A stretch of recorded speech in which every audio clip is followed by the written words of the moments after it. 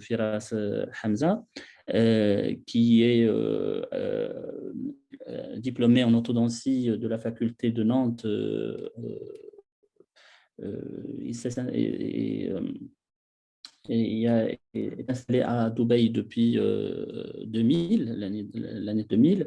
C'est un conférencier de plusieurs techniques orthodontiques et c'est aussi un conférencier de la marque Ion. Donc, je lui cède la parole rapidement pour pouvoir récupérer un tout petit peu ce contretemps qu'on a eu et pour commencer son cours. Alors, pour les questions, on va essayer de les garder à la fin. Voilà, à vous, docteur Hamza. Oui, bonjour. J'espère que vous m'entendez bien. C'est parfait. OK. Bah, bonjour à toutes et à tous. Ça me fait plaisir d'être avec vous aujourd'hui. En fait, j'ai déjà donné un cours pour les orthodontistes au Maroc. C'était notre technique, notre technique fixe avec le Damon et l'Insignia. Et aujourd'hui, c'est l'opposé. Donc, je vais vous donner cette technique et je vais vous donner aussi mon expérience avec ça. Bon, en fait, en 2013, j'ai rencontré la présentatrice de Ion à Dubaï. Ces jours-là, je n'étais pas très pour les aligners. Je n'ai pas trop cru à l'effet de l'aliner sur les racines. Je me suis dit, c'est seulement pour les couronnes, donc ce n'est pas la peine de commencer ce genre de technique. C'est juste pour des cas très faciles, ce n'est pas la peine de commencer. Et la représentatrice, elle m'avait convaincu de commencer cette technique aligner parce que j'étais avant avec d'autres compagnies, avec Invisalign, pour la traiter. Donc, je me suis dit, mais votre cas, c'est un cas difficile, on a besoin de faire extraction. Elle m'a dit que vraiment, je suis sûr que la technique va vous donner le même résultat que d'autres techniques fixes. Donc, c'était mon premier cas. Le premier cas de Ion, c'était un cas d'extraction. Donc, vraiment, peut-être j'ai fait quelque chose qui est grave, je ne sais pas, mais quand même, je vais vous montrer le cas à la fin de cette présentation. On a aujourd'hui 2 heures et les informations que je vais donner, elle a besoin de 2 jours peut-être.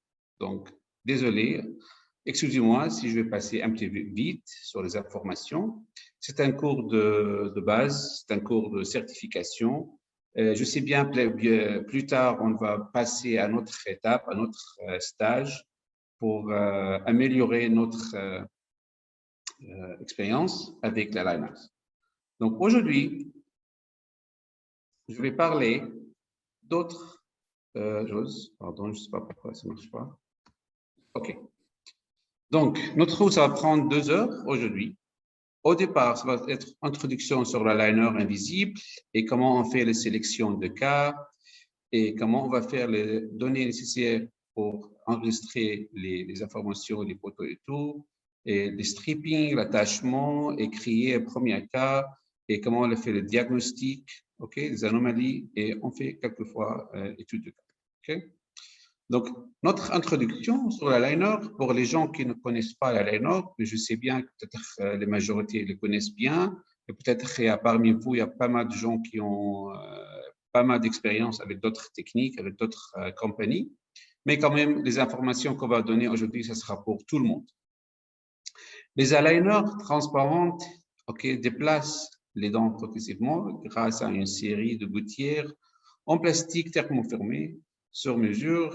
Chaque gouttière déplace les dents de façon incrémentable pour les amener progressivement dans leur position finale. Bon, c'est très clair et tout le monde sait comment ça fonctionne. En raison de la nature de la force de pouce de plastique, parce que c'est différent que les braquettes, sur les braquettes, ils tirent, ici, ils poussent, Certains mouvements sont plus difficiles à réaliser que d'autres, surtout la rotation. Le mouvement de rotation avec la liner, c'est difficile à faire, sauf si on sait bien comment on va poser les attachements ou les taquets, qu'on va parler plus tard. Dans ce cours, nous passerons en revue différents types de mouvements orthodontiques et comment la compréhension de la biomécanique peut vous aider à obtenir des résultats visés avec une prédictivité élevée. Donc, on va commencer tout de suite avec les biomécaniques. La biomécanique des aligneurs ions. Donc, on va discuter quelques mouvements et comment on fait avec les aligneurs. C'est différent que les bacs fixes, c'est différent que l'appareil fixe. Okay. Mais la biomécanique générale, c'est le même. La base, c'est le même. Donc, le mouvement d'intrusion ou d'ingression, c'est chez les dents antérieures. Dans les cas où la planification de traitement nécessite un mouvement d'ingression, certaines considérations doivent être prises en compte. Donc, l'ingression des dents intérieures est un mouvement qui doit être planifié avec soin. L'ingression des dents intérieures exercera une force contraire exclusive sur les dents postérieures. Okay. Les forces de déplacement postérieures entravent les maintiens de la ligne. On va voir ce sera comment.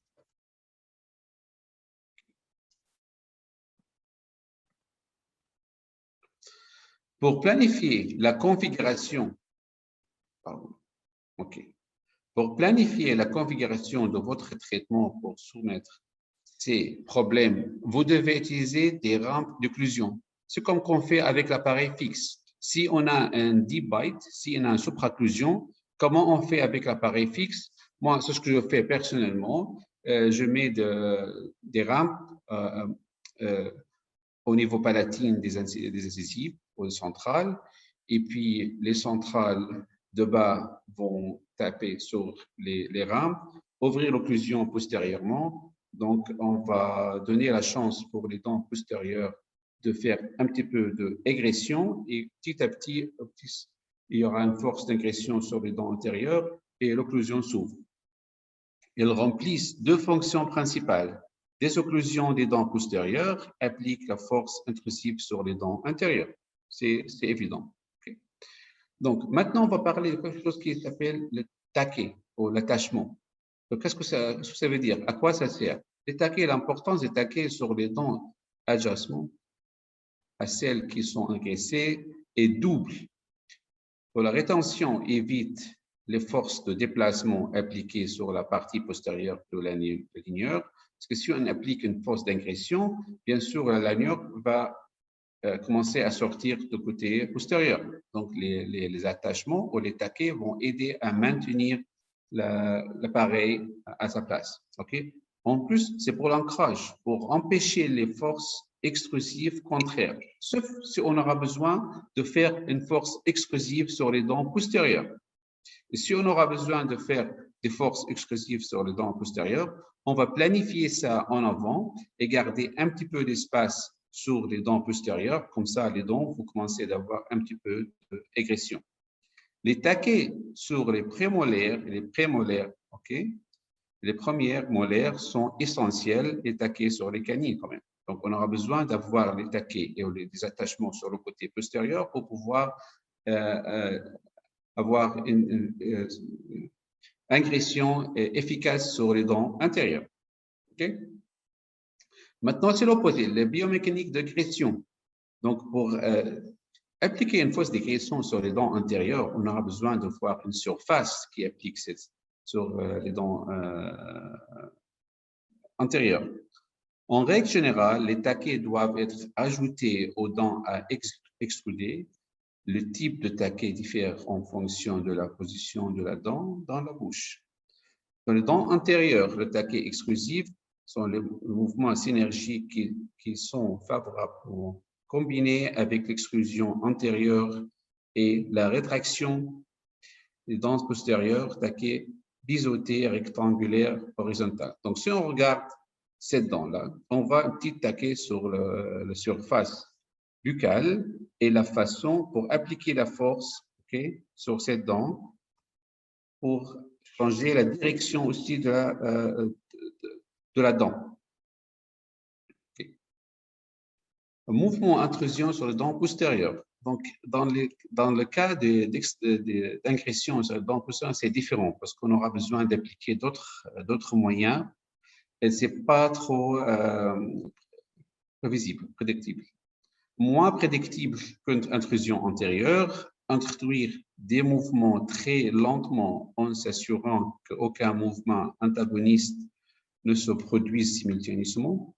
Envisager d'ajouter des taquets sur les dents adjacentes à celles qui sont intrusées pour améliorer l'ancrage et contrer les mouvements indésirables. Envisager l'utilisation de mini-vis dentaires pour aider l'intrusion postérieure qui dépend de la quantité d'intrusion si l'extrusion antérieure est indésirable. Okay?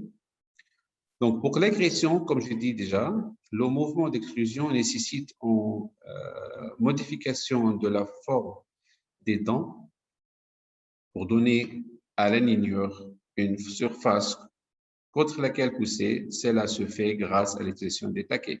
Comme on voit ici, si on applique une force d'extrusion, bien sûr, il y aura un mouvement pas seulement vertical vers le haut, vers le bas, mais aussi il y aura un mouvement palatine. Okay? L'extrusion relative est un terme utilisé lorsqu'il existe un mouvement de version linguale, ce qui affectera l'apparence de la position des incisives. C'est pour ça aussi la présence des taquets est très importante aussi avec la force d'égression. Donc, le mouvement de version, taquets biseautés, rectangulaires, verticaux et taquets de contrôle de la racine, il y en a deux. Okay? Pour le torque, donc le mouvement de torque déplace une dent autour de son centre de rotation dans une direction buccolinguale, palatine. La couronne se déplace dans un sens et la racine dans l'autre sens. C'est un mouvement orthodontique difficile à obtenir et pas seulement avec des aligneurs transparentes. Okay. Sur le traitement de mouvement de torque. Okay. Franchement, au départ, quand j'ai commencé le traitement avec aligneur, je ne pensais pas que je pouvais avoir un mouvement sur les torques. Je me suis dit que ce sera seulement sur les couronnes. Mais en fait, avec le temps, j'ai commencé à voir maintenant petit à petit que la force est complètement différente. On peut appliquer une force sur les racines, surtout les torques. On va voir plus tard, surtout quand on va à l'autre niveau, comment on applique les forces sur les racines. Okay. Le biomécanique de torque aussi. Pour obtenir un mouvement de torque, vous devrez être en mesure de différencier les mouvements suivants. Soit les dents nécessitent le maintien de leur inclinaison buccolinguale, ou les dents nécessitent une modification de l'inclinaison buccolinguale. Okay? Par exemple, si on va maintenir l'inclinaison buccolinguale, ce que vous voyez sur le plan de traitement, okay, normalement, donc on bouge par exemple le molaire, okay, de cette position-là à l'autre position, c'est bien aligné, mais on force. Si on applique une force sur la molaire, normalement, elle doit avoir une version, version. Donc, on nécessite une force contre ce mouvement-là. Okay? La présence de taquets va nous aider à obtenir ce genre de mouvement. Donc, les taquets rectangulaires horizontales biseautés, okay, vont nous aider à obtenir ça. Planifier le mouvement de torque de la racine buccale dans la configuration de traitement, donc ça va être opposé, ça va être un petit peu avec la position labiale de racine. La biomécanique de rotation, soit elle est autour du centre de la dent, rotation pure, où le centre de rotation est le grand axe de la dent, ou rotation sur l'axe de la charnière, où la centre de rotation est la face mésiale ou distale de la dent, le petit centre de rotation. Maintenant, comme je dis au départ, le mouvement de rotation, au départ, c'était très difficile à obtenir, surtout sur les canines, s'il n'y a pas d'attachement, s'il n'y a pas de taquet pour faire le contrôle, pour tourner une canine, c'est très difficile. C'est pour ça, si on a une dent à corriger, une rotation à corriger, il faut absolument avoir des attachements, il faut absolument avoir des taquets.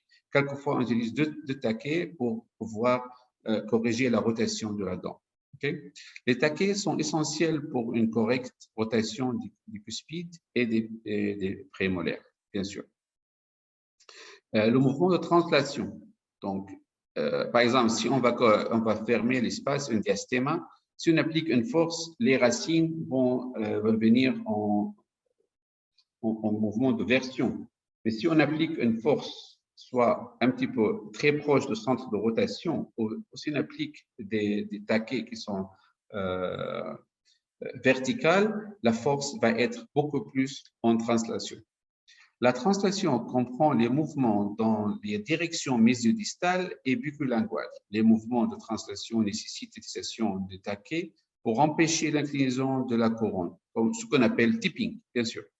Les taquets généralement utilisés sont biseautés, rectangulaires, verticaux. Les études ont démontré que l'utilisation des taquets de contrôle de la racine pour les centrales et des effets similaires, mais une meilleure perception esthétique. Et quelquefois, même, on utilise des boutons, on rajoute des boutons très proches du centre de rotation, même au niveau de la gencive, très proche et avec une chaîne élastique pour fermer l'espace comme ça. Parce que si on utilise la force un petit peu vers le côté coronaire ou occlusal, bien sûr, le mouvement, ça va être une version et pas translation. Donc, pour le biomécanique translation, mouvement séquentiel, distalisation séquentielle, un maximum de 3 mm de distalisation est prédictible. Et plus que ça, ce n'est pas prédictible. Bien sûr, même en comment je veux dire, moi je fais un signe, je fais l'appareil fixe avec un signe, et quelquefois, plus que 3 mm de translation ou de distalisation, ce n'est pas évident à le faire. Donc, avec Aligner, de faire 3 mm distalisation, c'est déjà bien, je trouve.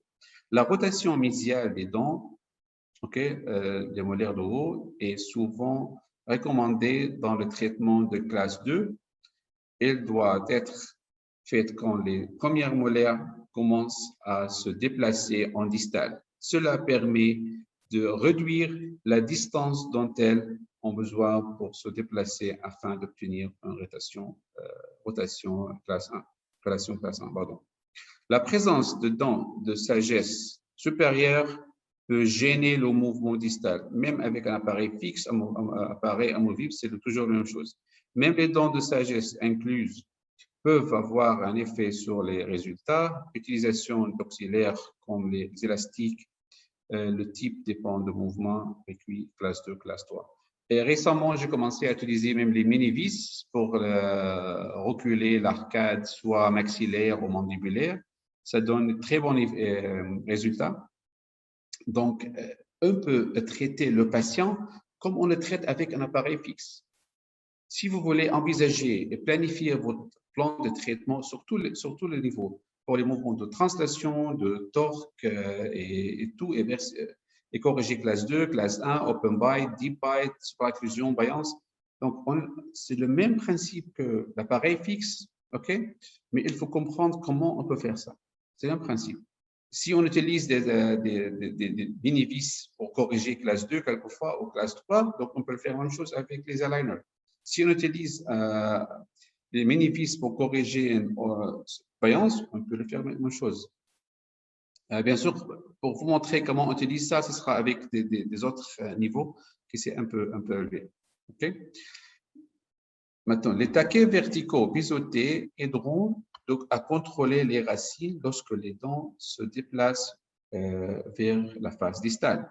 La distalisation fonctionne mieux chez les patients plus jeunes, bien sûr. Il est courant de voir 40 à 50 étapes avec des durées de traitement environ 24 mois.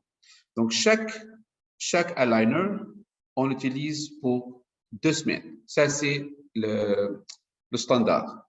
Récemment, maintenant, avec Ion Aligners, on utilise chaque aligneur pour 1 semaine.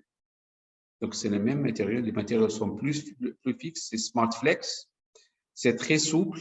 Vraiment, la force est très légère, mais quand même, elle applique une force sur les dents très efficace que chaque semaine, on peut changer l'aligner. Et le mouvement va être plus vite. Sauf dans les cas où on a un problème parodontal, il faut qu'on soit un petit peu prudent, il faut être très sûr de tout ce qu'on fait. Et si on va aller très doucement, donc dans ce cas-là, je préfère garder à l'aligneur 2 semaines. Même moi, au départ, j'ai commencé à faire ça 2 semaines. Récemment, maintenant, c'est plus pour, je demande les cas avec 1 semaine de décalage. Okay. La mésialisation séquentielle. Un maximum de 2 mm de mésialisation est prédictible.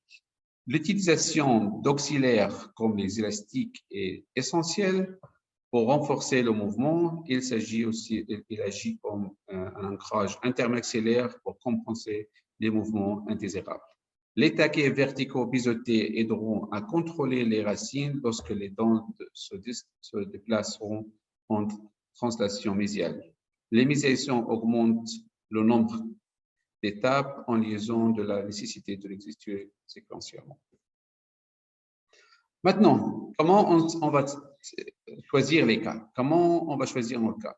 Donc, pour les gens qui ont viennent juste de commencer avec l'aligneur, moi, je leur conseille de commencer avec les cas qui sont très simples. Les cas de diastéma, les cas de petit encombrement, oui. Ce n'est pas la peine de commencer avec cas de vaillance ou de supraclusion, parce qu'ils vont être déçus s'ils n'appliquent pas les moyens ou le biomécanique désiré. Surtout s'ils n'ont pas l'expérience encore avec ce genre d'appareil. Les gens qui ont l'expérience, ils peuvent l'appliquer à n'importe quel cas qu'ils veulent.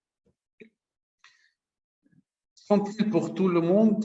Donc, les sélections de patients, moi, je préfère personnellement traiter un cas hyper difficile et avec un patient qui est facile que traiter un patient qui est difficile et le cas, c'est hyper facile.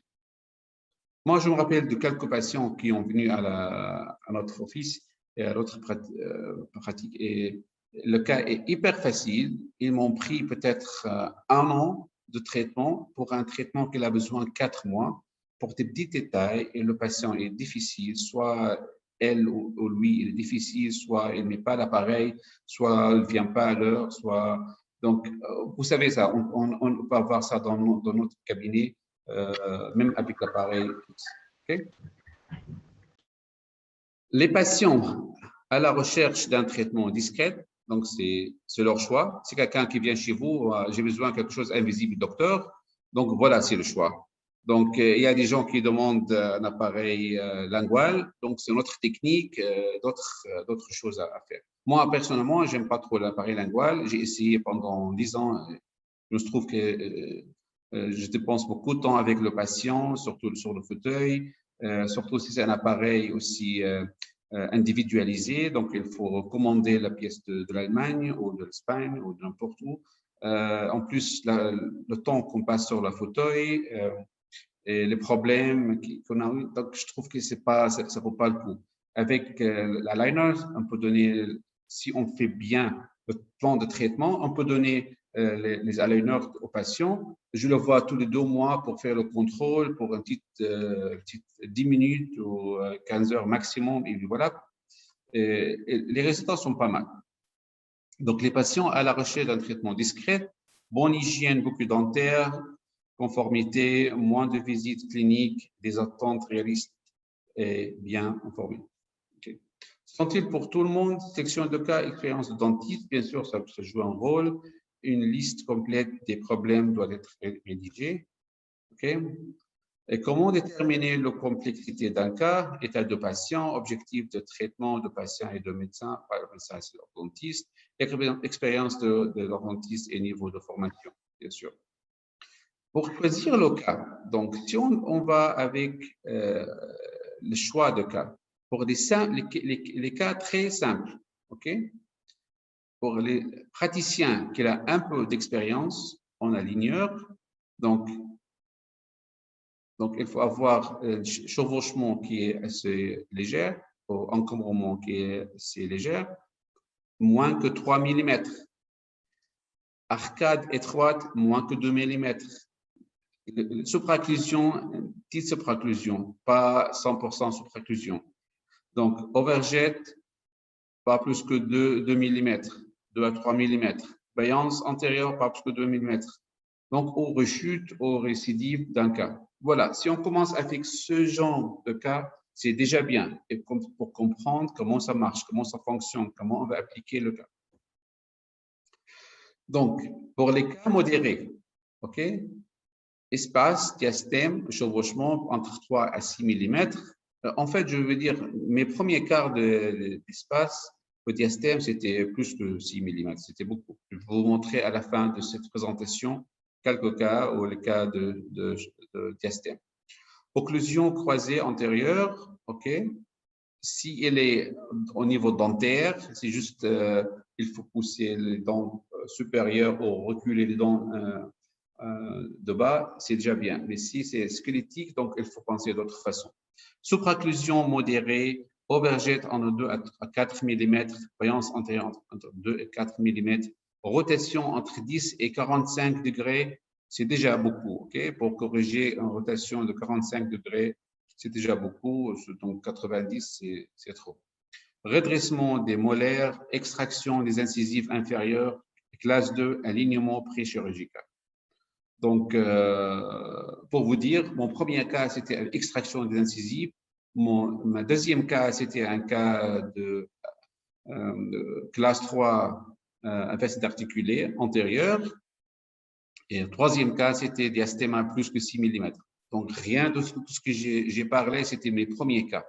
Donc, c'est une question de chance. Peut-être j'ai eu de la chance pour pouvoir réussir à donner des bons résultats, mais quand même, je n'ai pas suivi les informations comme elles étaient au départ. J'ai commencé avec des cas qui étaient un peu difficiles au départ par rapport à un cas d'aligneur pour quelqu'un qui était comme moi, qui n'a pas eu l'expérience avec l'aligneur déjà. Okay? Donc, les cas qui sont difficiles, les cas d'extraction, plusieurs dents manquantes, occlusion croisée postérieure, rotation dentaire et classe 2 et classe 3. Donc, voilà, c'est résumé tout ce que j'ai dit entre translation bilinguale. Donc, si c'est les prédictibles, acceptables. Jusqu'à 12 mm, c'est prédictible. 3 mm, OK, c'est acceptable. Donc, la rotation jusqu'à 30 degrés, prédictible, plus que 30, jusqu'à 50, c'est acceptable, pas trop. La rotation canine et prémolaire jusqu'à 25 degrés de rotation, c'est prédictible. Jusqu'à 40 degrés, quand même, c'est acceptable, mais pas 100%. Rotation des molaires jusqu'à 20 degrés de rotation, c'est prédictible, on peut le faire, mais jusqu'à 30 degrés et plus, c'est acceptable.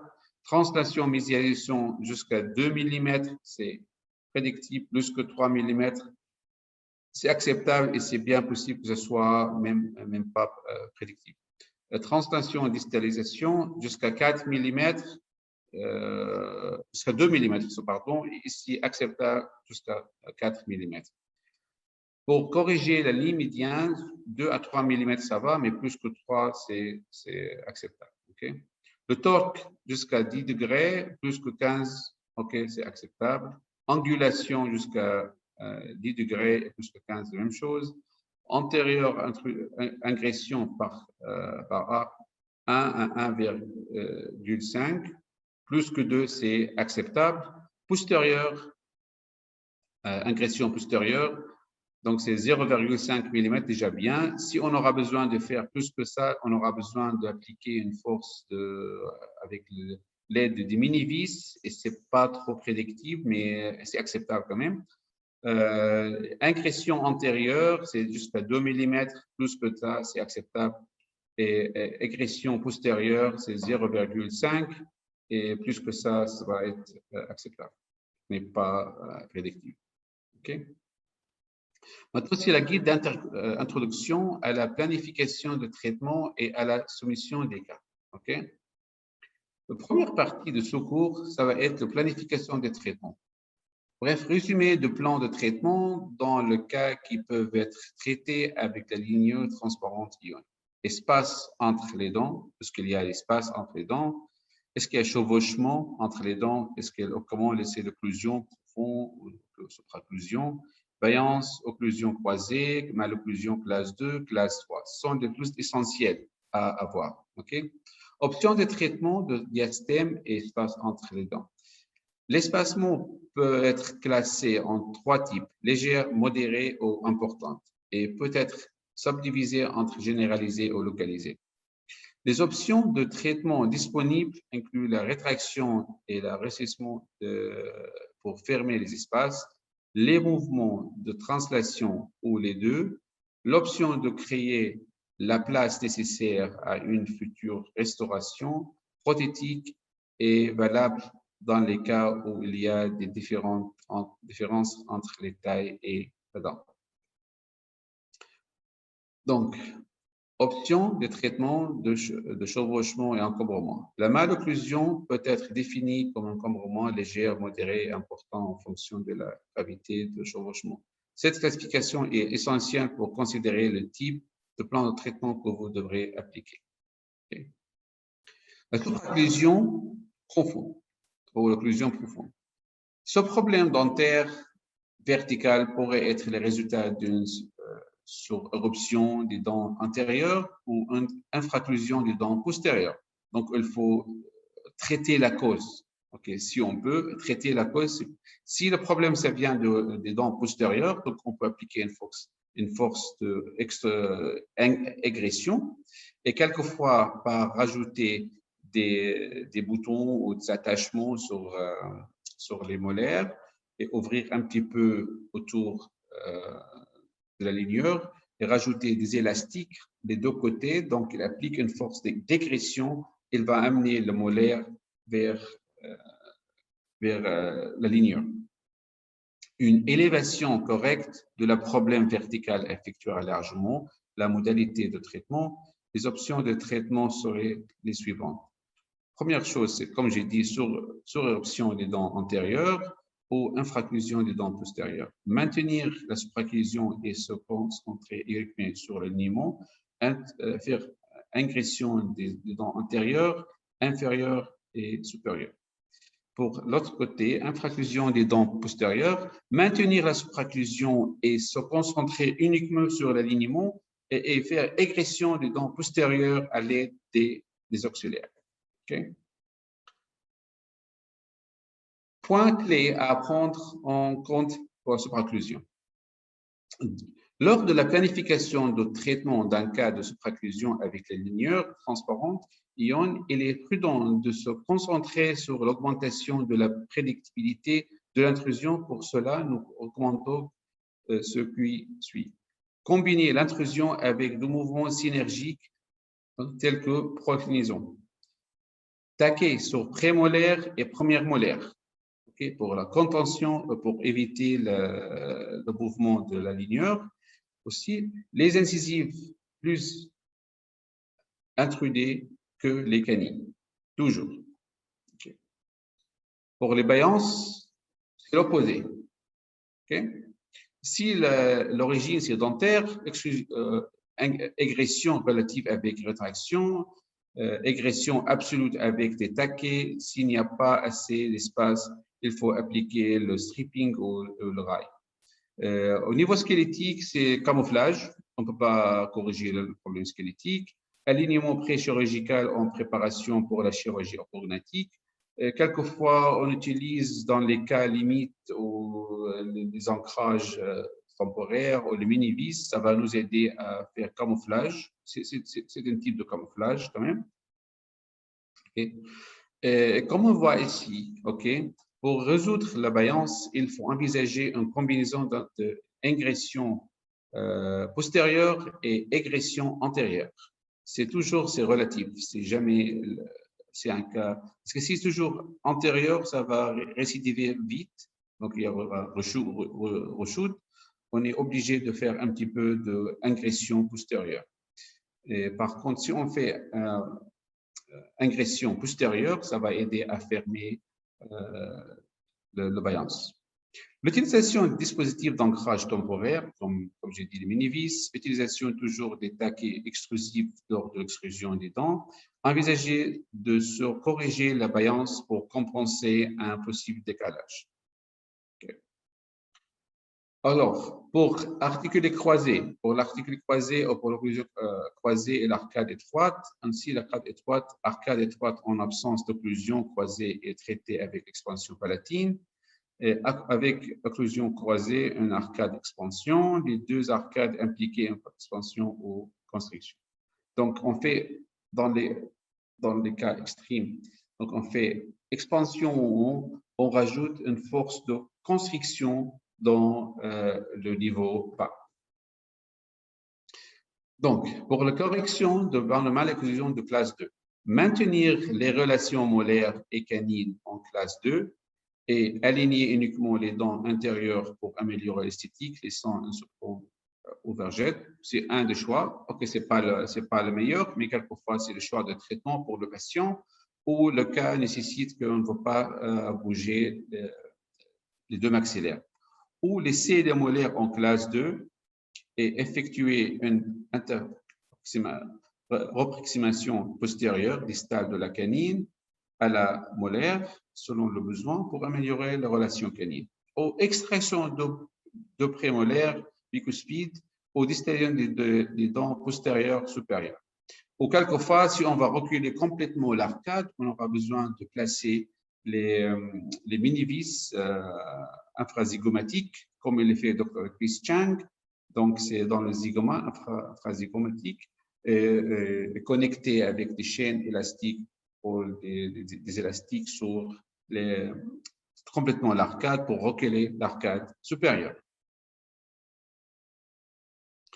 Évaluation orthodontique, examen clinique et documentation de dossier. Donc, comment on fait pour faire l'examen et continue de ce cours? Ça va nécessiter antécédente, l'examen clinique, deuxième partie, documentation requise.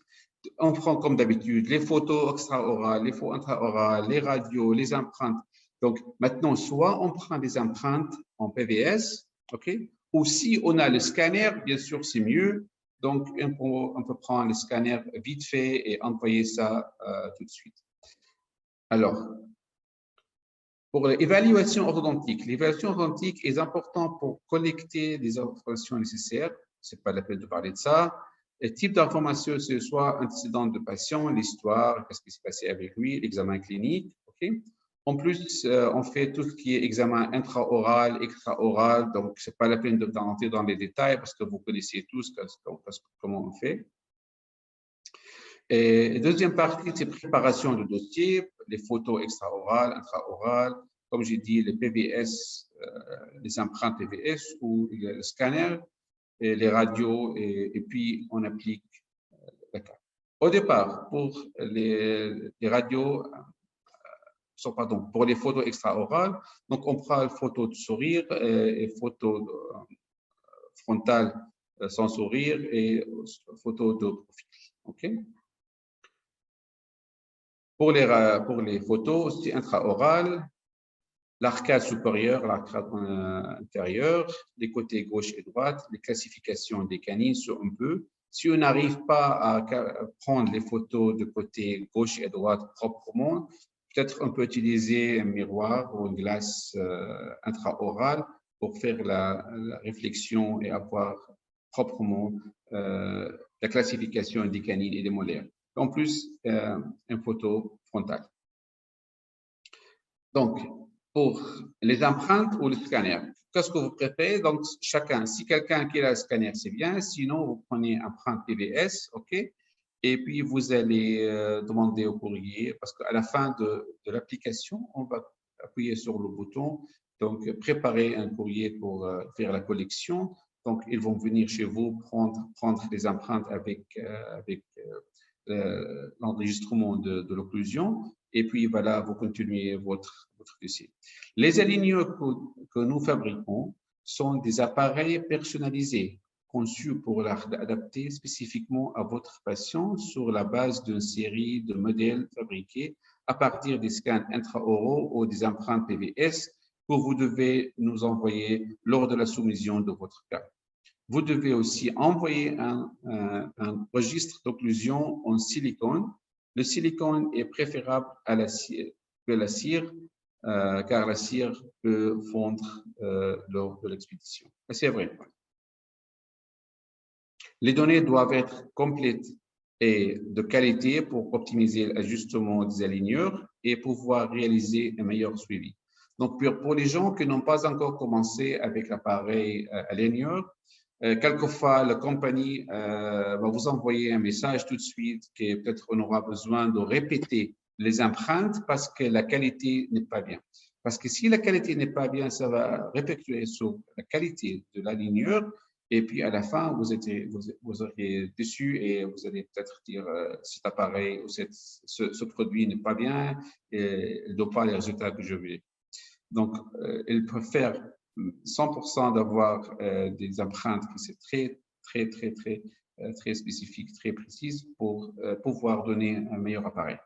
Prenez les empreintes des arcades supérieures et inférieures, même si vous avez l'intention de ne traiter qu'une seule arcade.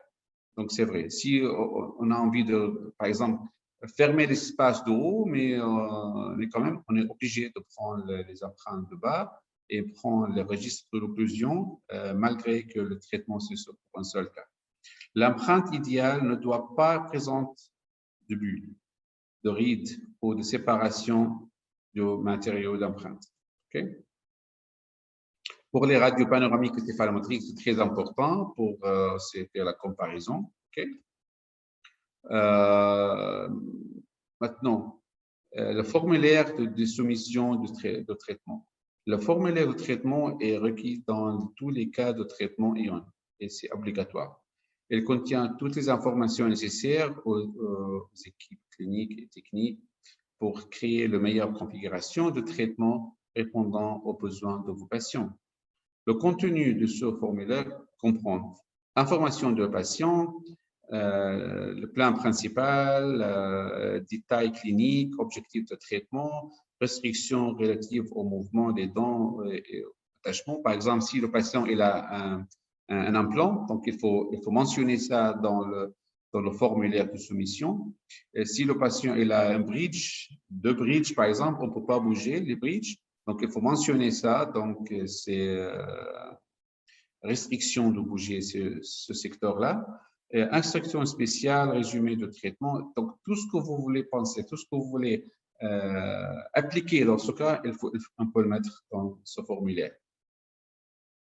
Donc, le calendrier et le ION. Une fois que vous avez soumis votre dossier avec succès, le calendrier de ION est le suivant. Donc, si on utilise des empreintes, ça prend entre 2 et 5 jours pour réception des empreintes. Ça dépend de la compagnie qui va faire la collection de l'empreinte. Et puis, on a besoin de mise en place le plan de traitement 48 heures seulement. Donc, 2 jours plus tard, le plan de traitement est prêt.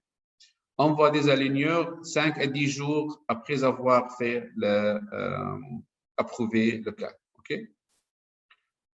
Si on utilise fichier STL, c'est-à-dire si on fait le scanner, parce que le scanner, quand on fait le scanning, les fichiers sont STL. Donc, ils accepteront les fichiers STL si on l'envoie. Donc, dès qu'on l'envoie, le jour même, c'est sur le système. Et bien sûr, le reste, c'est la même chose. 48 heures pour faire le plan de traitement ou le traitement setup. Ou les gens qui ont utilisé Invisalign, c'est le clean check. Et envoie les aligneurs 5 à 10 jours plus tard, c'est envoyé chez vous. OK? Now, pour le stripping, ou la réduction interproximale, donc, qu'est-ce que c'est le rail ou le stripping? C'est là que, dans ce cours, on va voir aussi la sécurité de la procédure, quand elle est exécutée, différents formulaires dentaires, raison la plus courante pour effectuer le stripping, les 4 principes le stripping et commenter procédure. Okay? Donc, pour faire le stripping, on fait ça toujours, même avec un appareil fixe, avec un appareil amovible. C'est le retrait d'une partie de l'émail des surfaces proximales des dents pour créer un espace permettant de les aligner. Elle est pré-planifiée dans une configuration de traitement basée sur un logiciel virtuel. Et c'est par contre très précise dans ce système.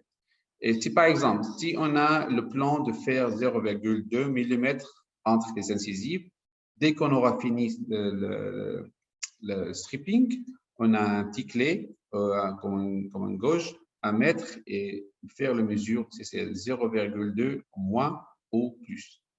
Donc, le secret de la procédure, elle n'augmente pas le risque de développer des lésions carieuses ou des problèmes parodontaux, heureusement. Les études confirment qu'il est sûr d'enlever la moitié de l'épaisseur de l'émail maximal par la dent, c'est-à-dire 0,67 mm, entre les centrales mandibulaires et 0,85 entre les centrales supérieures, par exemple. Ça, c'est le maximum qu'on puisse le faire pour enlever de l'émail. Okay?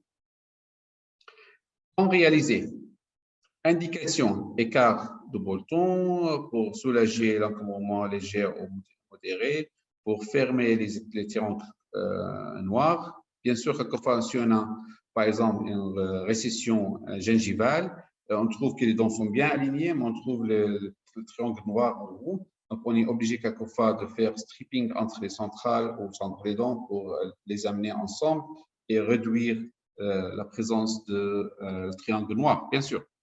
Remodelage cosmétique, correction d'un courbe de spé exagéré. Okay? Parce que si on a un courbe de spé qui est exagéré, quelquefois on n'arrive pas à corriger ça. Donc, si on fait le stripping entre le secteur postérieur, on est un peu dans ce cas-là, faire aligner les dents et corriger la courbure de spé exagérée.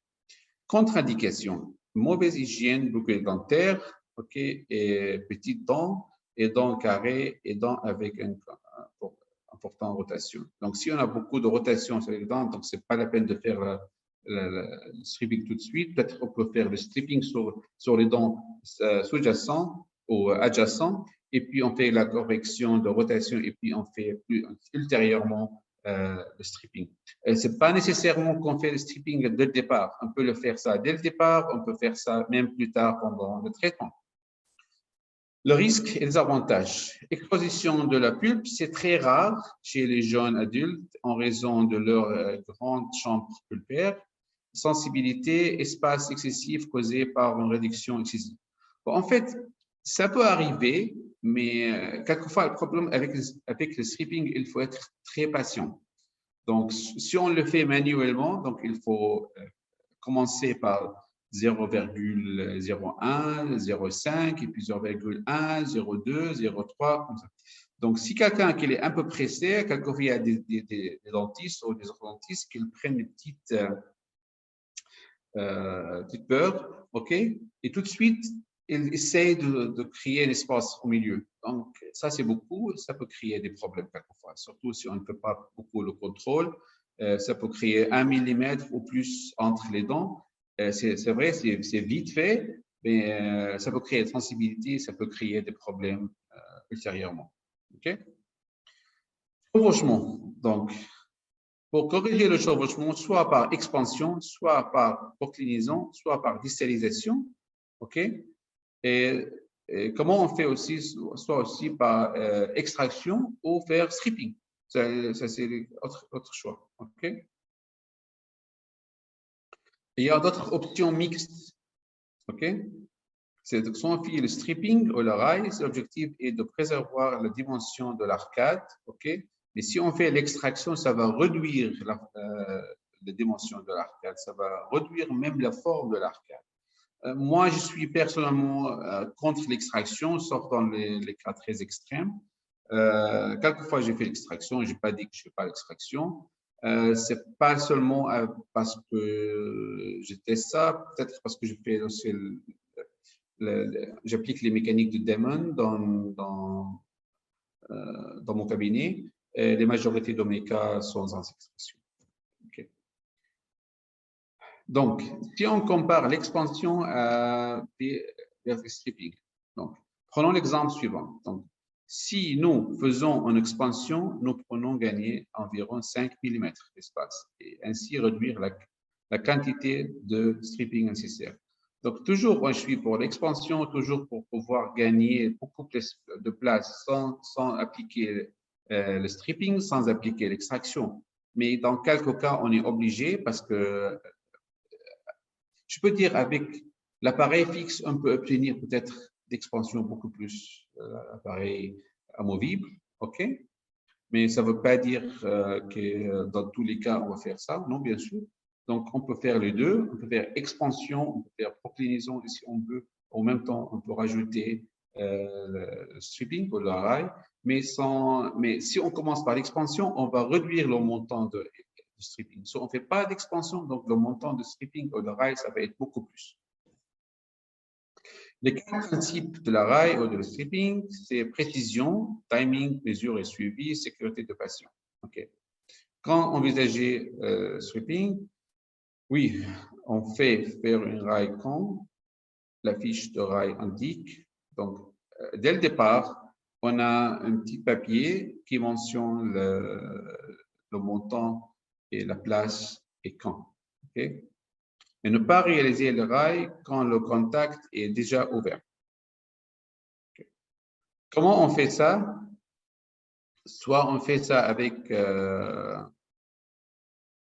des stripping manuels, ou on ajoute le contre-angle au arsenal, ou peut-être micromoteur pour faire le stripping.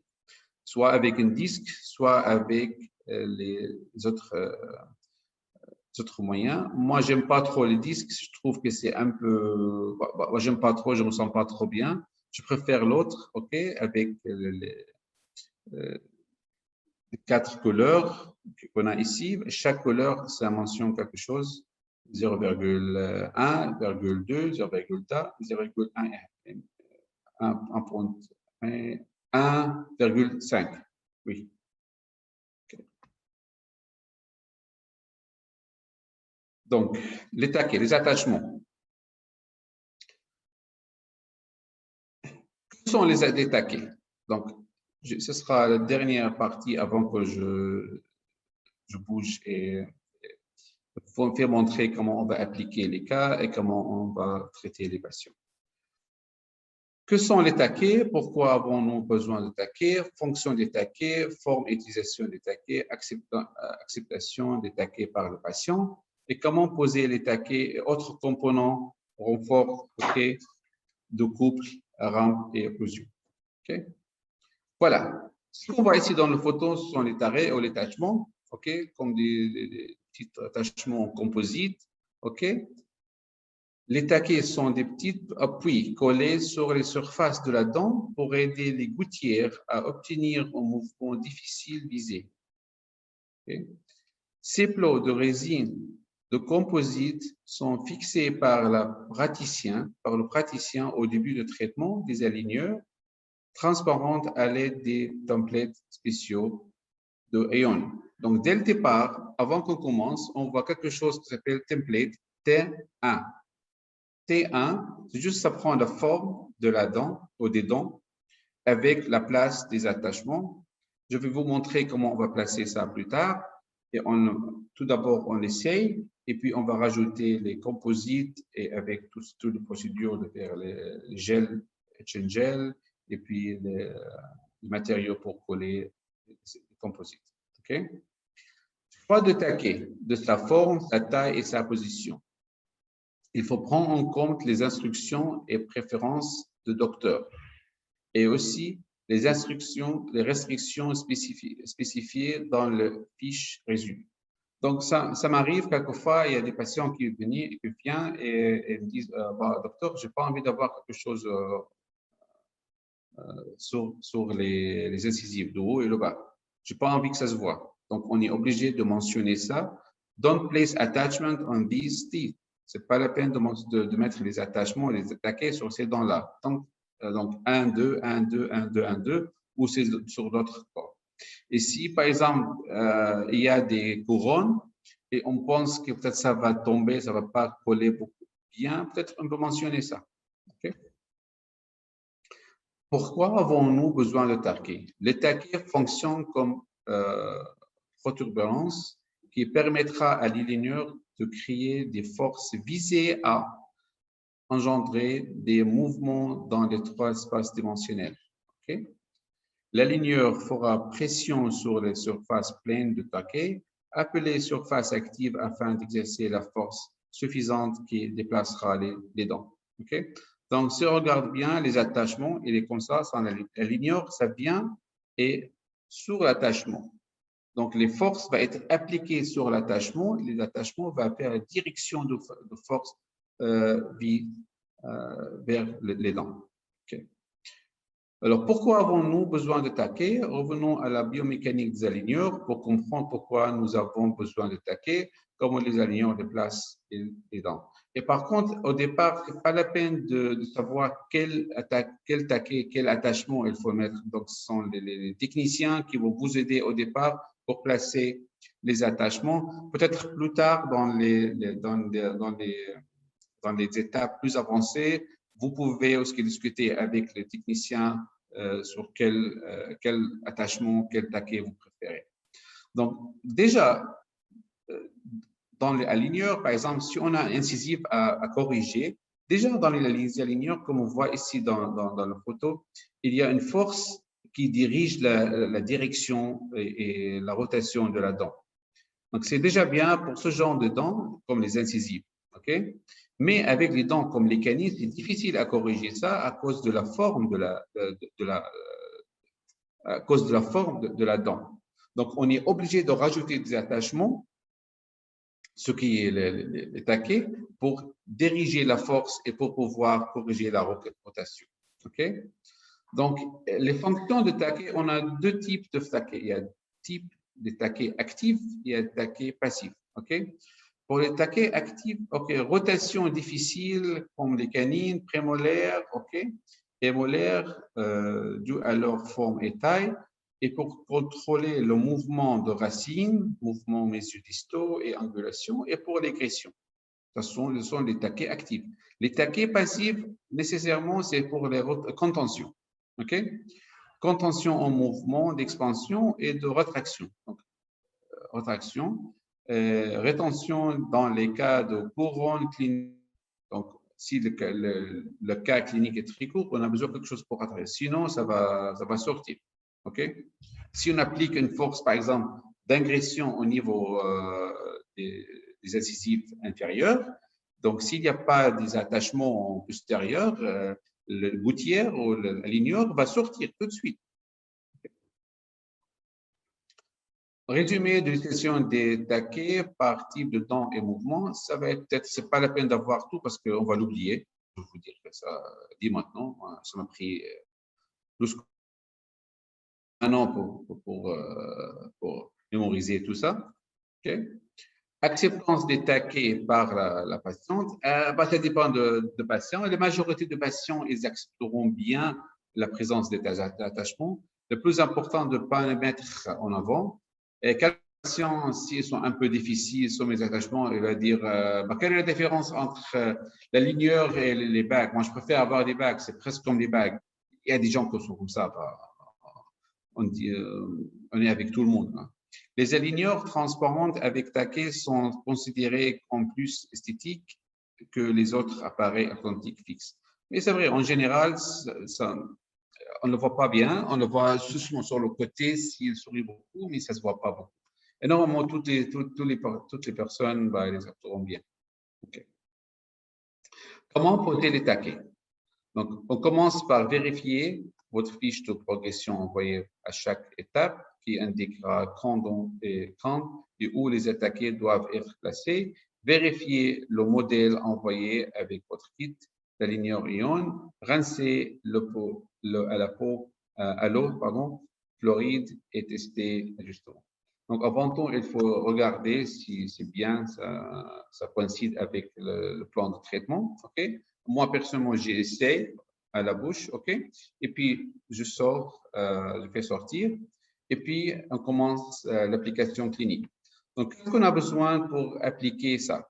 Tout d'abord, moi, je préfère avoir un vaseline, par exemple, ou un produit qui fait la séparation, OK? Parce que si on va rajouter le composite sur l'aligneur ou sur le template, et les mettre quelquefois, quand on fait sortir le template ou la gouttière, s'il n'est pas bien isolé, le composite va être collé sur le template et va sortir avec.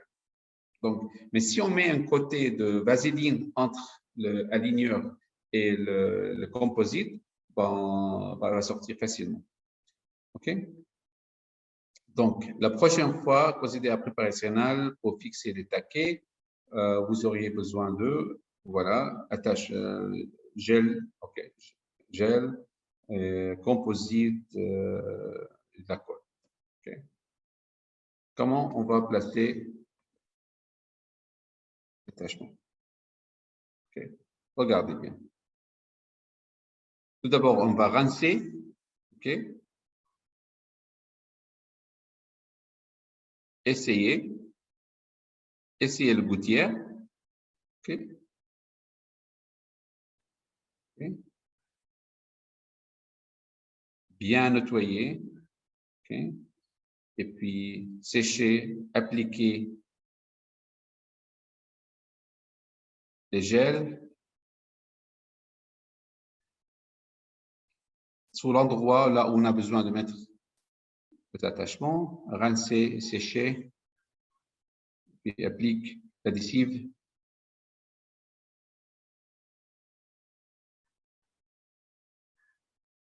Et voilà.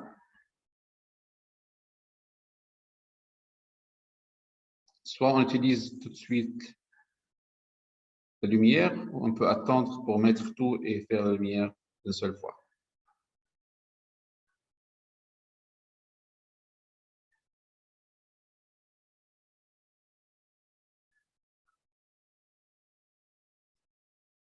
Et voilà.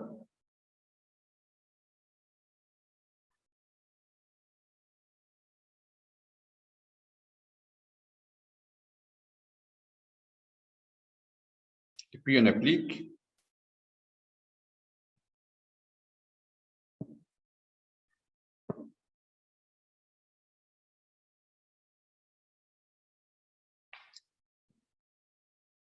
Et voilà, on enlève.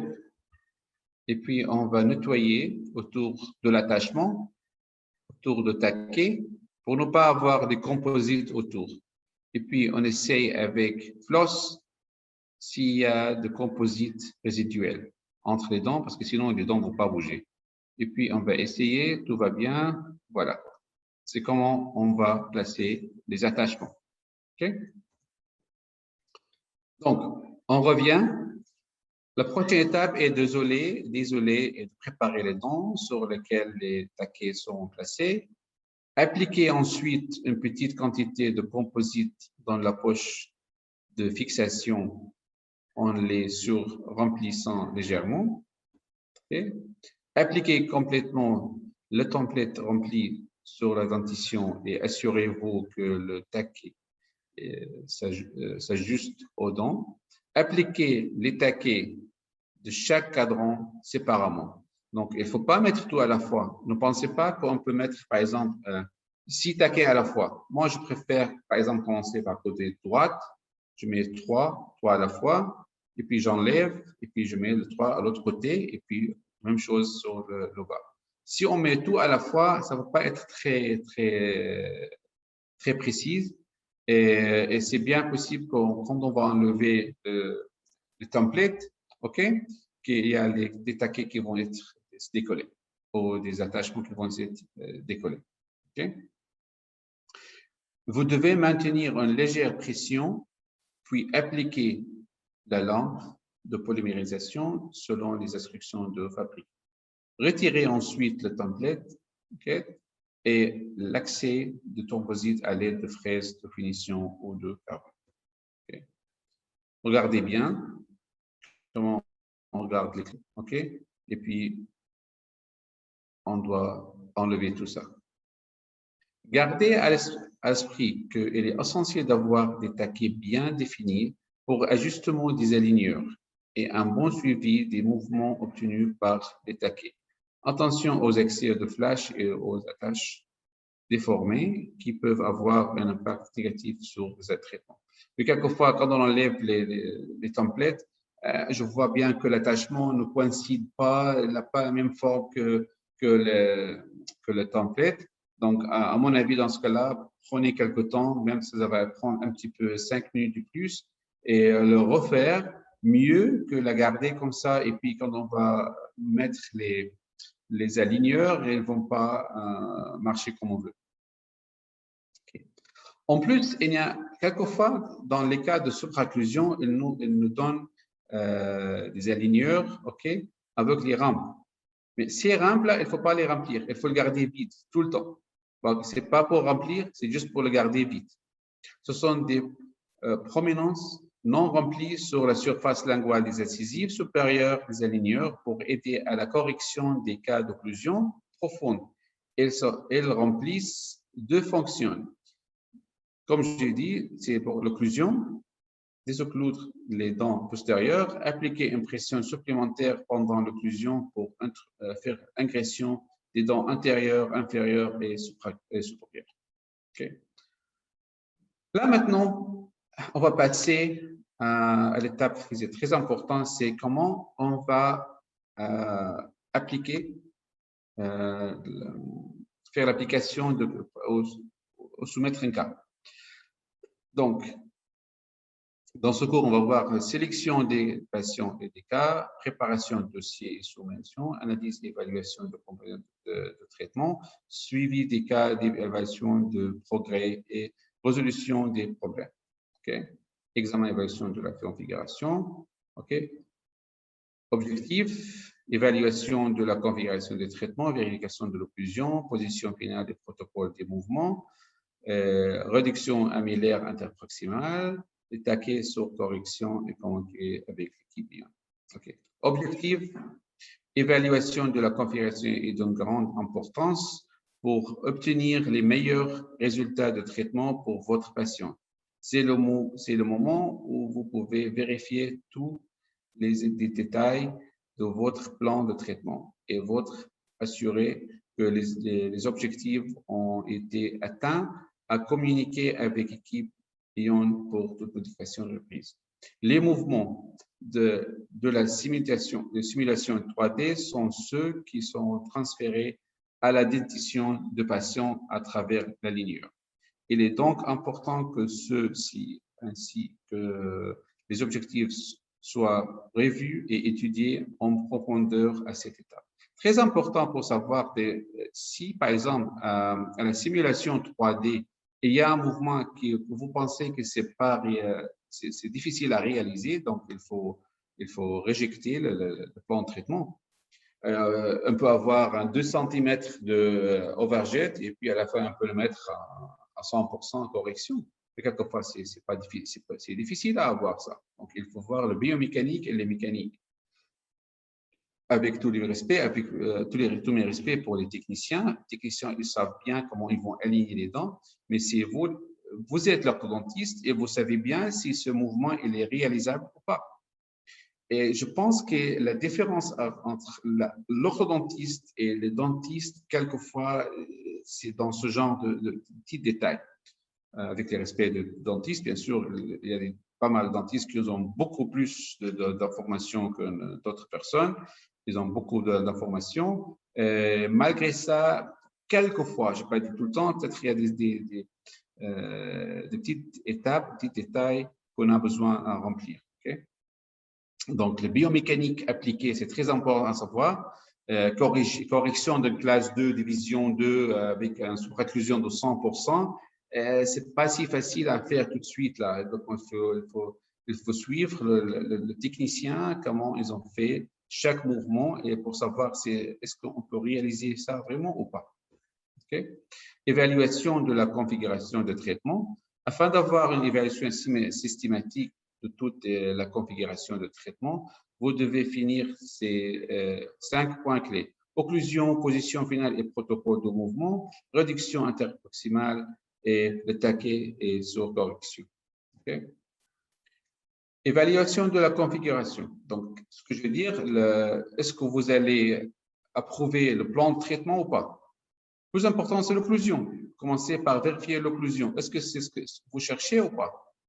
Si, par exemple, c'est un classe 2 et vous voulez avoir un classe 1, et si vous voyez que le cas est toujours classe 2, donc, première chose, il faut rejeter. Il faut rejeter le plan de traitement. Commencez par vérifier l'occlusion sur la configuration de traitement et comparer là avec les photos cliniques de patients, assurer vous que l'occlusion est correctement enregistrée et réglée, car cela fait partie intégrée des données de base d'un plan de traitement OV. Aussi, quelquefois, pour le plan de traitement, le patient est en classe 1, vous allez voir le plan de traitement et vous allez voir que c'est classe 2. Donc, c'est bien enregistré. On ne sait pas ça vient d'où. Est-ce que ça vient de technicien? Est-ce que ça vient de l'assistante? Est-ce que ça vient de comment on a bien enregistré? Donc, c'est pour ça qu'on compare avec les photos. On compare avec les photos. Est-ce que c'est la même occlusion ou pas? Et puis, à la fin, le plan de traitement. Si vous avez appliqué classe 1 correction, par exemple, donc si ce n'est pas bien corrigé, donc il faut rejeter ça. Position finale et protocole des mouvements. Révision en détail à partir des différentes revues. Occlusale, frontale, buccale, droite et gauche et postérieure. Okay? Pour vérifier les mouvements sont comme vous voulez ou pas. Okay? Évaluation de la configuration de traitement, position finale et protocole de traitement. La vérification des résultats finaux est la dernière étape de traitement après la fin de l'alignement. Cette étape doit être réalisée à partir de toutes les vues pour s'assurer des éléments suivants. Les objectifs de traitement ont-ils atteint ou pas? Donc, on peut comparer. Quelquefois, les patients ne demandent pas ça, mais il y a des patients qui disent est-ce que je peux voir le plan de traitement au départ et je vais comparer avec les photos, est-ce que c'est la même chose ou pas? Mais quelquefois, peut-être que ce n'est pas la même chose, mais on a des très bons résultats. Peut-être quelquefois, la supraclusion de 100%, ce n'était pas corrigé 100%, c'est corrigé après 90%, mais c'est une simulation de mouvement, mais à la fin, on a bien réussi à faire quelque chose. La quantité totale de mouvement est-elle prédictive? Okay? Évaluation de la configuration de traitement. La fiche des indicateurs montrera les éléments suivants. Nom et numéro de dossier de patient. Bien sûr, si on regarde dans la réduction amilaire interproximale, elle donne aussi le nom et le numéro de dossier. Chaque dent, où est le rail, où est le stripping, ça va être, étape avant lesquelles les rails doivent être effectués, valeur totale des rails supérieurs et inférieurs. Donc, on voit bien, OK, ici, entre les dents, la valeur de le stripping, 0,1, 0,2, 0,3, je ne sais pas combien. Et en haut, on voit aussi avant quelle étape, est-ce qu'avant l'étape 1, ou 6, ou 12. Les majorités de cas, on peut commencer avec la première étape, et puis petit à petit, on peut commencer à passer à l'autre étape. Évaluation de la configuration aussi, toujours, de traitement sur l'interproximale, la réduction interproximale. Que vérifier? Accessibilité des rails, c'est-à-dire le timing. Par exemple, avec des encombrements ou chevauchements qui sont très excessifs, on ne peut pas passer les grilles de stripping entre deux dents qui sont très chevauchées. Donc, on va attendre un tout petit peu pour une étape plus tard, ultérieurement, pour commencer à ça. Mouvement vers quantité et restriction relative au rail. Okay. Les taquets. Ensuite, nous passons à la vérification de placement des taquets, qui sera indiqué par des boutons rouges sur la configuration du traitement. On voit bien ici la position des taquets. La superposition, comme indiqué ci-dessous, est une fonction utile après avoir examiné tous les détails de la configuration du traitement. Okay? Pour voir où on était, où on va y aller. Communiquer avec l'équipe de ION, soit via la boîte de réception, l'équipe ION va communiquer à des points importants tels que changement de type de cas de light à illimité. Light, je pense jusqu'à 14 aligners. Plus que ça va être un cas illimité. Commentaires sur les mouvements imprévisibles. Conseils pour certains changements dans la configuration de traitement. Commentaires concernant la qualité de l'empreinte ou de l'occlusion. Souvent, dans chaque cas, il y a inbox, okay, en haut. Donc, il y a un message qui va être transmis à vous. Et dans ce message, soit, par exemple, ils vont vous demander de vous envoyer une autre photo, d'autres scans, d'autres. Par exemple, je veux dire la vérité. Moi, ça m'est arrivé plusieurs fois. J'envoie le scan. Je ne sais pas comment, peut-être le setup de notre scanner, c'était pas bien. Donc, l'occlusion, c'était pas bien. Donc, je vois le haut et le bas, donc l'un avec l'autre. Donc, il m'envoie qu'on ne peut pas faire quelque chose avec ça. Donc, il faut nous envoyer un autre scan, un autre registre d'occlusion ou d'autres photos pour savoir comment on va commencer le traitement. Ils ont raison. Okay? Changement de type de cas, conseils pour l'utilisation d'élastiques, commentaires sur le mouvement imprévisible, conseils pour certains changements dans la configuration des traitements, commentaires concernant la qualité d'empreinte ou l'occlusion. Donc, tout ce qui est dans le traitement, ils peuvent être envoyés par l'inbox. OK? Suivi dynamique, évaluation des progrès et résolution des problèmes. OK? Suivi de lignes dynamiques et évaluation des progrès, résolution des problèmes. Comment on fait ça? Donc, lors de la visite de chaque patient à la clinique, surveillez le cas de patient, ajustement de la ligneur actuelle, réduction améliorée antiproximale, les taquets dans de patients versus les photos de mise en place. Donc, quelquefois, on trouve la même chose et quelquefois, on trouve un petit peu de différence. Évaluation de progrès. OK? Quand on met l'appareil, OK, comment on fait l'évaluation si elle est bien ou c'est pas bien juste? La ligne dynamique s'ajuste parfaitement. Et dans le deuxième, au milieu, on peut considérer comme bon ajustement. La ligne dynamique n'arrive pas à 100%, pas de problème visible, mais le troisième, ce qui est à droite de l'écran, mauvais ajustement, différence de 3 à 4 mm avec la ligne projetée, un ajustement est nécessaire. Donc, si on arrive à ce point-là, c'est-à-dire qu'on aura besoin de faire ajustement de l'appareil. Quelquefois, dans les cas, par exemple, si on a envie de faire proclinaison des incisives, au départ, quand on met l'appareil, peut-être c'est pas 100%, ça va être très en place. Donc, on donne des comme shoeies en silicone. On demande aux patients pour mordre là-dessus. C'est bien poussé pour pousser la ligneur et pour pouvoir pousser aussi les dents en place. Donc, dans ce cas-là, oui, c'est vrai, on peut avoir un petit peu, peut-être 1 mm de différence, mais pas 3 à 4 mm.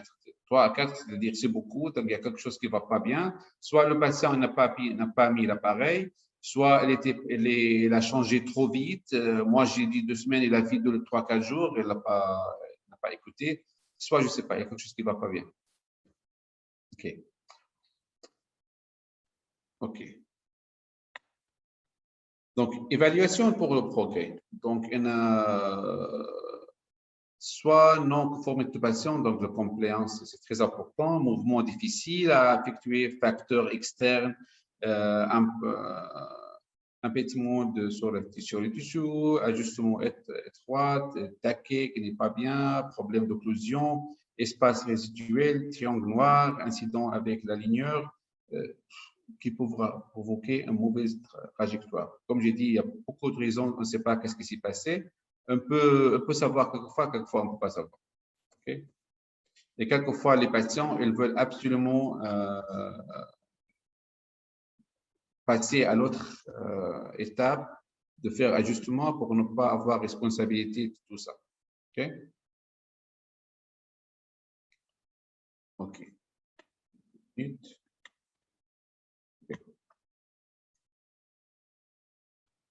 Donc, pour le patient qui n'est pas coopérant, comment on fait?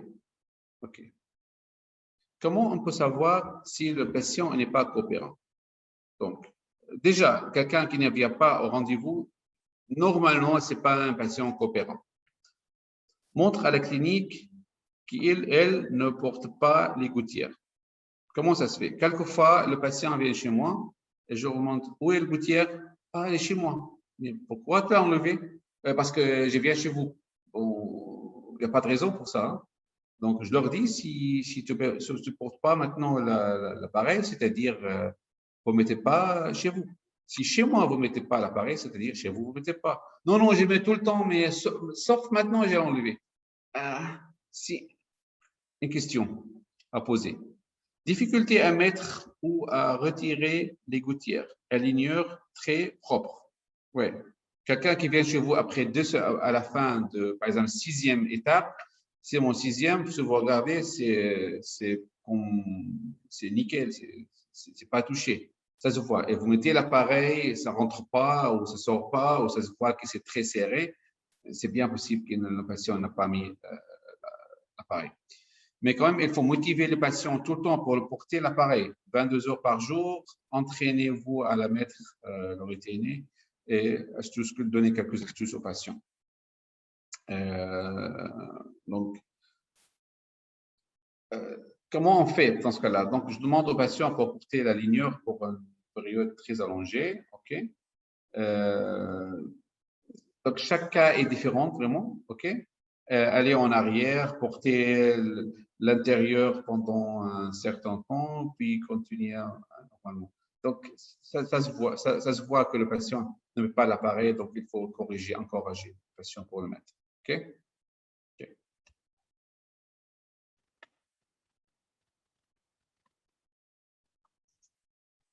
Désolé. OK.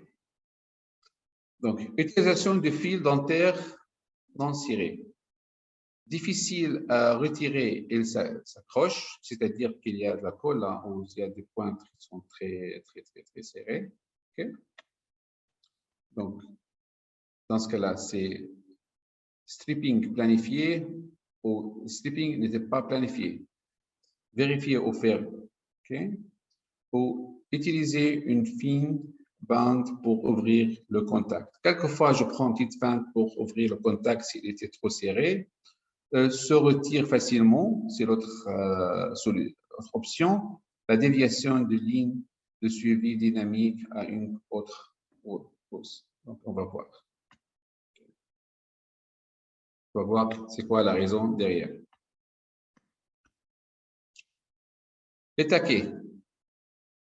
Quels sont pour la résolution des problèmes de taquets? Trop peu de taquets, ajustement, ni traitement, plus de taquets. OK? Très peu. L'aligneur ne s'adapte pas au taquet, porter une gouttière antérieure seulement, donc on le coupe, on met antérieur, enlever et faire un suivi de progression, donc on prend soit un autre scanning ou soit d'autres empreintes, soit remplacer ajustement mi-traitement. Okay. Quels sont les problèmes de taquet? Qu'est-ce qui se passe avec les taquets? Soit elles se détachent, la seule chose qui se passe, c'est se décoller. Okay? Donc, enlever et faire un suivi, remplacer ajustement mi-traitement. Normalement, j'essaye, ça dépend si ça affectue le traitement ou pas. Si je trouve que ça ne va pas affectuer beaucoup le traitement, je le laisse partir et continuer le traitement. Ou je peux le remplacer. Quelquefois, j'utilise le même aligneur pour le poser encore. Ce n'est pas très conseillé. Je préfère utiliser des templates, mais c'est difficile de poser des templates. Dans ce cas-là, on est obligé de prendre d'autres empreintes ou d'autres scannings. On voit au labo, attendre un autre 15 jours pour recevoir. C'est beaucoup de processus. Résolution des problèmes, OK? Des mouvements difficiles. Prolonger la période pendant laquelle le patient porte des aligneurs, OK? Utiliser des auxiliaires pour augmenter la projectibilité des mouvements, comme le mini-vis. Okay? Résolution des problèmes, empiètement sur le tissu. Okay? L'élargissement gingival pour entraîner un mauvais ajustement, en douleur ou basculement de la paix. Demander au parodontiste de l'enlever ou tailler la ligneur pour que cela n'affecte pas le traitement. Si je trouve que c'est un tout petit peu de la ligneur que touche le gencive, quelquefois je le coupe ou je le taille, okay, si ça ne va pas changer beaucoup de temps de traitement. Ou si je trouve que vraiment la gencive il est bien inflammée, donc je peux demander à un autre péridontiste de faire quelque chose, faire traiter la gencive. Et puis voilà. OK. Le problème, résolution des problèmes d'occlusion. Ah, pas de dents occlusion à la fin. C'est normal, OK, quelquefois, OK. en troisième molaire, soit extraire, soit faire un scanner, prendre d'autres empreintes, ou tailler les aligneurs, meler et poncer. Surtout sur le troisième molaire. Moi, je préfère, si dans le plan de garder les troisième molaires, d'avoir vraiment un aligneur autour de troisième molaire. Si je n'ai pas envie, donc il faut bien extraire. Okay. Résolution des problèmes. Okay. L'occlusion, la deuxième chose, c'est l'occlusion postérieure à la fin, ingression, okay. Tassement naturel après la mise en place de dispositifs de rétention fixe, tailler les aligneurs distaux de 6, élastique. Ça dépend de ce que vous voulez. Si vous avez beaucoup d'ingression, soit vous coupez l'aligneur, vous laissez aussi distaux de 6, ou utiliser quelques élastiques pour corriger ça. Okay. Résolution des problèmes. Facteurs externes, donc comme le calque des tartes, okay. Accumulation de tartes, nouveaux soins dentaires, et caillage de certains dents. Donc, quelquefois, je ne sais pas comment ça se passe, le patient, il va chez son dentiste, sans me dire, il fait une couronne. Et donc, il vient chez moi plus tard, docteur, l'appareil ne se casse pas, bien sûr, parce que vous avez une couronne. Vous n'avez pas dit. Dans ce cas, on est obligé de refaire d'autres scannings et d'autres empreintes et renvoyer au labo. OK? Espace résiduel, excès de rail. Comment on finit le traitement, on trouve qu'il y a toujours espace, c'est-à-dire qu'on a bien fait le stripping plus qu'il faut. OK? Excès de rail ne laisse pas suffisamment de temps à l'aligneur pour que les mouvements se produisent. Des étapes de finition supplémentaires avec surcorrection fermeront les espaces résiduels causés par excès de rail. Okay. Et ça arrive quelquefois, le patient vient chez nous, il y a un espace, je trouve que OK, donc on est obligé de faire ajustement. Donc, je prends des empreintes ou je fais des scanners, on va au labo et il revient le patient dans 15 jours ou 3 semaines et je vois que l'espace est bien fermé. Donc, ça peut arriver. Okay. Peut-être qu'il n'a pas bien laissé la ligneur aux bouches. Donc, ça dépend du cas, ça dépend de ce qu'on fait à la fin. Pour le triangle noir, ok. Ce qu'on voit dans les deux photos, qu'on voit qu'elle est avec la récision, soit pour la récision gingivale ou par à la forme de la dent, que le contact est assez haut, donc en bas il y a un triangle noir. Donc, les causes, l'inclinaison au lieu de mouvement sur la grande axe, ok, forme triangulaire des dents, papilles courtes. La solution planifiée d'utiliser attachement aussi stripping au moment de la planification, étape de finition pour la surcorrection et la rétraction. Okay. Donc, maintenant, si on passe au cas clinique, je vais commencer par quelques cas cliniques qui s'étaient faits par d'autres dentistes et puis je fais à moi. C'est un cas clinique, c'est pas dans le progrès de tous les cas, okay, avant et après. En haut, c'est avant et après. Comment on fait? C'est un cas facile. Comme je vous ai dit, on commence par des cas faciles à faire. Exemple de cas modéré, regardez bien, un petit peu de chevauchement, ok? Pendant le traitement, progrès, et après, à la fin, bien aligné. C'est un cas un peu difficile, ok? C'est pas grave, c'est aussi avec articule croisé et classe 2, ok? Avec extraction, et voilà à la fin. Maintenant, je vais partager quelques cas avec vous que j'ai traités. C'est un des premiers cas que j'ai traité, ok? C'était un cas de ces espaces. C'était plus que 6 mm. OK?